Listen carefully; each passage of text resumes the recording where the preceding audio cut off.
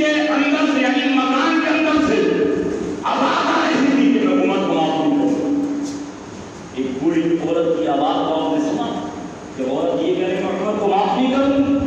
اب حیرت میں پڑ گئی, تعجب میں پڑ گئی کہ عورت عمر کو معاف نہیں کرے گی. چہرے پر نقاب پڑا, چہرے پر نقاب پڑا. آپ اندر داخل ہوئے. اندر داخل ہونے کے بعد دیکھا کہ ایک بوڑھی عورت ہے اور وہ یہ کہتی کہ میں عمر کو معاف نہیں کروں. آپ نے ارشاد فرمایا ماں کی عمر کو معاف نہیں کرو. عمر کو معاف نہ کرنے کی وجہ کیا ہے؟ کہتی وہ بوڑھی عورت میرے گھر میں کئی دن سے فاقہ ہے, کئی دنات میں میرے پر قرضہ ہے, میں اس لیے عمر کو معاف نہیں کروں گی. حضرت عمر کے چہرے پر نقاب پڑا ہے. آپ فرماتے ہیں ماں عمر کو معلوم تھوڑی ہے تمہارے گھر میں فاقہ, عمر کو معلوم نہیں ہے تم پر قرضہ ہے, پھر تم عمر کو معاف کیوں نہیں کرو گی؟ بوڑھی عورت کے جملے تھے. اگر عمر کو معلوم نہیں ہے کہ میری رعایا میں کون بھوکا ہے, کون قرض مند ہے, تو عمر سے جا کے کہہ دو ایسی حکومت کو چھوڑ دے اور کسی ایسے کو حاکم بنا دے کہ پوری قوم کی خبر ہے. اتنا جملہ سے بوڑھی عورت کا سنا حضرت عمر رونے لگے, آنکھوں میں آنسو آ گئے.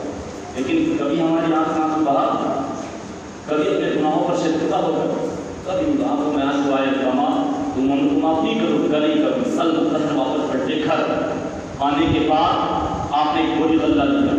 خادم آپ کا وزیر آپ کے ساتھ میں کہنے لگا حضور آپ نہ اٹھائیں, میں لے کر کے جاؤں. آپ نے فرمایا یہ بوجھ آج تم اٹھا سکتے ہو مگر بتاؤ کہ میدان محشر میں میرا بوجھ اٹھا پاؤ. حضور وہاں تو نہیں. آپ نے ارشاد فرمایا کہ آج بھی یہ بوجھ مجھے کو اٹھانے دے. سبحان اللہ. بادشاہ وقت ہوتے امیر مؤمنین اسلام کے بادشاہ بوری کو لیا اور کے گھر پہنچے, کھانے کا انتظام کیا, جتنے دنار کا قرضہ تھا وہ دیا, اور دینے کے بعد ارشاد فرمایا ماں عمر کو معاف کر دو. تو ہم آپ نہیں کریں گے. بڑا دل دکھایا, بڑی تکلیف پہنچائی. آپ نے اصرار کیا تو عورت نے کہا بیٹا میں عمر کو معاف تو نہیں کرتی مگر تم نے میری مدد کی ہے, تم نے میرے پر جو قرضہ تھا اس کا انتظام کیا ہے, جاؤ میں تمہارے کہنے پر عمر کو معاف کروں. اللہ جب اتنا کہا نا سورت میں میرے تمہارے کہنے پر عمر کو معاف کر دیا. آپ فرماتے ہیں لکھ کر مجھے پرچے پر دے دو تو میری عمر کو معاف کر.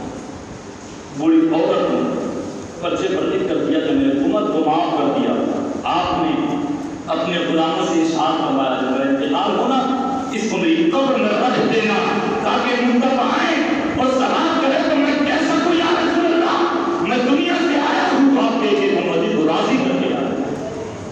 کبھی ہم نے سوچا, ہم نہیں سوچتے اپنے گناہوں پر کبھی شک نہیں. حضرت عائشہ صدیقہ رضی اللہ تعالی عنہا مکاشفۃ القلوب کے اندر لکھا حجت الاسلام امام غزالی تحریر فرماتے ہیں میرے نبی پیغمبر اسلام آپ کے ساتھ مبارک پر سر رکھ کر آرام فرما رہے ہیں.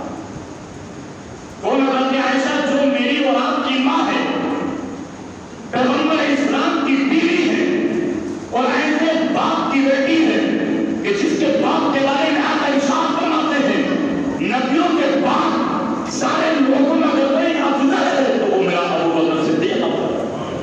حضرت ابو بکر صدیق کی بیٹی ہے حضرت عائشہ. آپ آرام فرما رہے ہیں. حضرت عائشہ کی آنکھ میں آنسو آئے, چند آنسو کے قطرے میرے مصطفیٰ کے چہرے پر پڑے. آقا کی آنکھ کھلی. آقا نے ارشاد فرمایا عائشہ رونے کی وجہ, رونے کا سبب حضرت عائشہ کہتی یا رسول اللہ مجھے آخرت کی یاد آ گئی. سبحان اللہ.